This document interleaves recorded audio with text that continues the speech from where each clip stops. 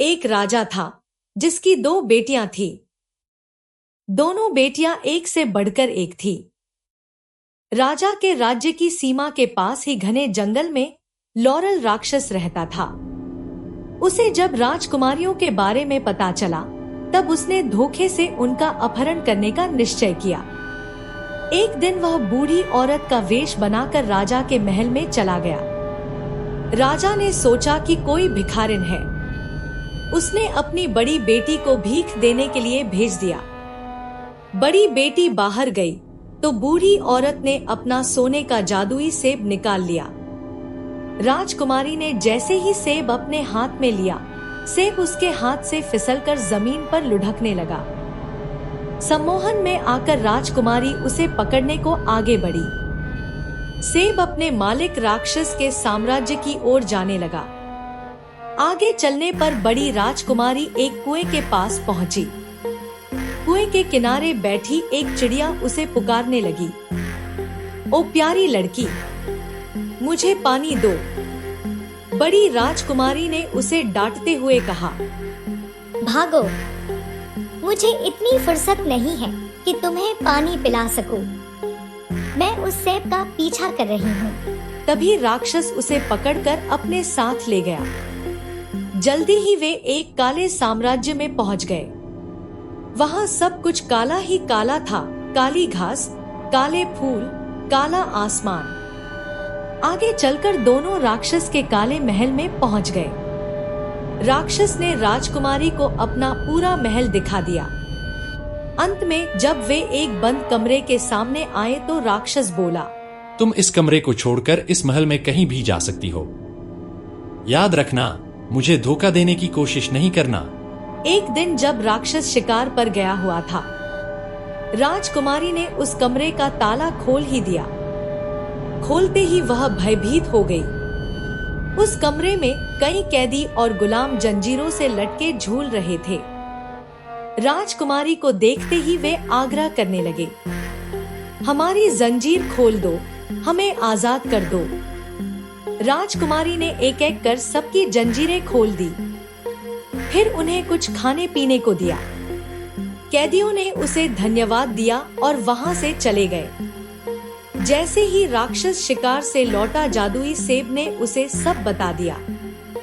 गुस्से में भरकर उसने राजकुमारी को बुलाया और कहा, तो तुमने वह कमरा खोल ही दिया, इसके लिए अब तुम्हें भुगतना पड़ेगा।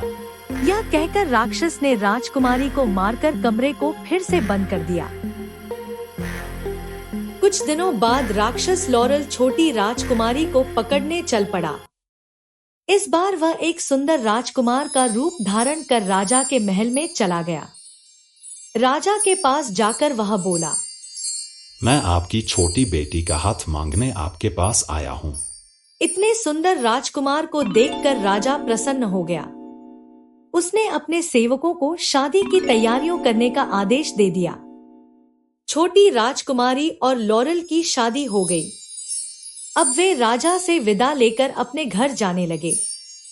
खूब दूर चलने के बाद वे उसी कुएं के पास पहुंचे जहां एक चिड़िया बैठी थी। चिड़िया पंख फड़फड़ाकर बोली, पानी पीने में मेरी मदद करो। छोटी राजकुमारी ने बड़े प्यार से उस चिड़िया को हाथ में लिया और उसे पानी पिलाया। चिड़िया बोली, शुभकामनाएं, तुम जहाँ जा रही हो जाओ, वहाँ तुम अपनी बहन से भी मिल पाओगी। बस इतना याद रखना कि महल में पहुंचकर तुम राक्षस से सोने का सेब मांग लेना और उस सेब को हमेशा अपनी जेब में रखना। यह कहकर चिड़िया वहां से उड़ गई। अंततः वे उस काले साम्राज्य में पहुंच गए। वहां पहुंचकर राक्षस अपने असली रूप में आ गया और राजकुमारी से बोला, तुम्हें अब उम्र भर यहीं रहना है, मेरी प्रिय दुल्हन। राक्षस राजकुमारी को अपना महल दिखाने लगा। तमाम हीरे मोतियों के बीच रखा सोने का सेब राजकुमारी ने देख लिया और राक्षस से कहा, मुझे कुछ नहीं चाहिए, बस यह सेब चाहिए। राक्षस ने सेब छोटी राजकुमारी को दे दिया। महल दिखाते दिखाते राक्षस उस कमरे तक पहुंचा जिसमें वह किसी को जाने नहीं देता था। उसने छोटी राजकुमारी को भी इसमें न जाने की हिदायत दे दी। छोटी राजकुमारी उस कमरे के बारे में सोचती रहती। एक दिन उसने कमरे को खोल डाला। अंदर की हालत देखकर उसका सिर चकरा गया। उसकी बहन वहां मरी पड़ी थी। छोटी राजकुमारी के कमरे में जाते ही सेब ने उसकी जेब से निकल जाना चाहा, लेकिन छोटी राजकुमारी ने उसे कसकर पकड़ लिया। राक्षस के लौटने पर सेब साफ सुथरा चमकता हुआ दिखाई दिया। वह सोच भी नहीं सकता था कि राजकुमारी कमरे के अंदर गई है। आज शिकार करते वक्त राक्षस की उंगली कट गई थी। राक्षस ने कहा, तुम दरवाजे के नीचे जमीन खोदो और वहां से वह घड़ा निकाल लो जिसमें जीवन देने वाला जल रखा है। राजकुमारी ने जमीन खोदकर घड़ा निकला। जल राक्षस पर चीर खा और देखते ही देखते उसकी उंगली पहले जैसी हो गई। अगले दिन राजकुमारी ने राक्षस के जाने के बाद अपनी बड़ी बहन पर यह जल छिड़क दिया। बड़ी बहन जीवित हो गई। बड़ी बहन को बाहर निकालकर छोटी राजकुमारी ने कमरे को ठीक से बंद कर दिया। इसके बाद दोनों ने मिलकर खाना खाया और अपना दुर्भाग्यपूर्ण कहानी एक दूसरे को सुनाई। छोटी राजकुमारी बोली, मैं तुम्हें एक संदूक में बंद कर दूंगी। तुम संदूक में घुसकर उसे अंदर से बंद कर लेना और रास्ते में तुम्हें कभी लगे कि कोई उसे खोलने की कोशिश कर रहा है, तुम धीरे से यह कहना कि मैं देख रही हूँ, मैं साफ साफ देख रही हूँ, अपना वादा मत तोड़ो पतिदेव। यह बात सिखाकर छोटी राजकुमारी ने बड़ी राजकुमारी को एक संदूक में घुसा दिया। संदूक को एक बड़े बोरे में रख दिया और जब राक्षस घर वापस आया तब रोना शुरू कर दिया। उसने कहा, मैंने सपना देखा है कि मैं अपने घर पर हूँ। मुझे माँ पिता जी की बहुत याद आ रही है। मैं तो जा नहीं सकती, पर एक उपहार भिजवाना चाहती हूँ, मगर कोई है भी तो नहीं जो मेरा उपहार वहाँ पहुँचा दे। राक्षस बोला, मैं वहाँ उपहार लेकर जाऊंगा, मत रो। मैंने उपहार तैयार कर भी लिया है, मगर मैं इसे तभी आपको ले जाने दे सकती हूँ जब आप वादा करें कि रास्ते में आप इसे खोलकर नहीं देखेंगे। राजकुमारी बोली। राजकुमारी से वादा कर बोरा उठाकर राक्षस वहां से चल पड़ा। रास्ते में देखना चाहा कि उसमें क्या है। जैसे ही वह बोरा खोलने लगा, अंदर से बड़ी राजकुमारी धीमी आवाज में बोल पड़ी, मैं देख रही हूँ, मैं साफ साफ देख रही हूँ, अपना वादा मत तोड़ो पतिदेव। राक्षस सोचने लगा, लगता है मेरी पत्नी कहीं से देख रही है, और वह बोरा कंधे पर लाद कर आगे बढ़ चला। आपकी बेटी ने एक उपहार भेजा है। जवाब सुनने की प्रतीक्षा किए बिना वह वहां से चल पड़ा। राजा रानी ने जब बोरा खोलकर संदूक निकाला और उसमें अपनी बड़ी बेटी को पाया, तब उनकी खुशी का कोई ठिकाना नहीं रहा।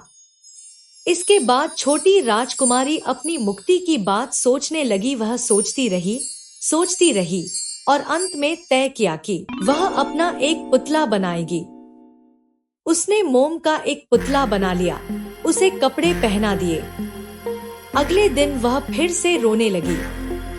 राक्षस ने उससे रोने का कारण पूछा।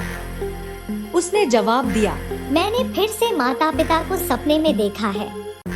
मैं फिर से उन्हें उपहार भिजवाना चाहती हूँ।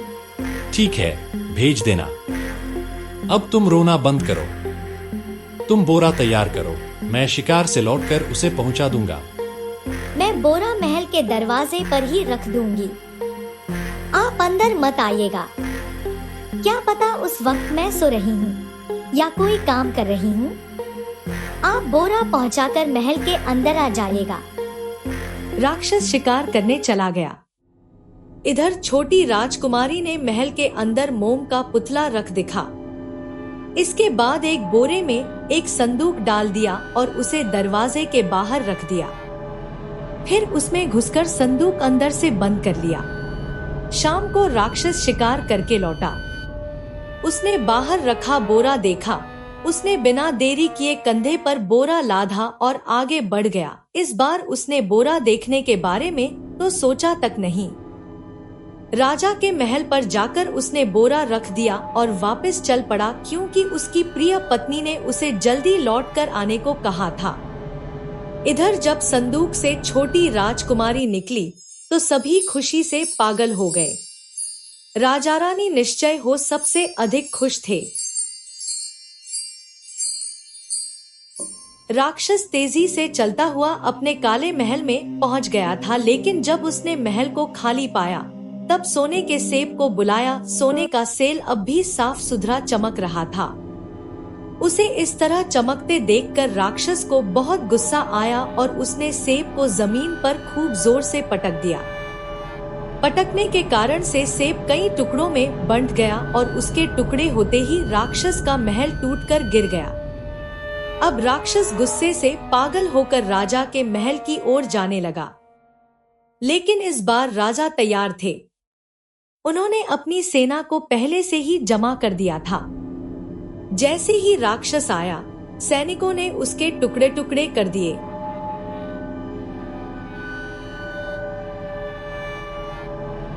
इसके बाद राजा ने बहुत बड़े भोज का आयोजन किया। 7 साम्राज्यों के लोग उस भोज में शरीक हुए। संगीत और नृत्य के बीच राजकुमारियों को उनके लायक दूल्हे भी मिल गए। इस भोज में खूब हंसी मजाक हुआ और बड़ी धूमधाम से राजकुमारियों का विवाह हो गया।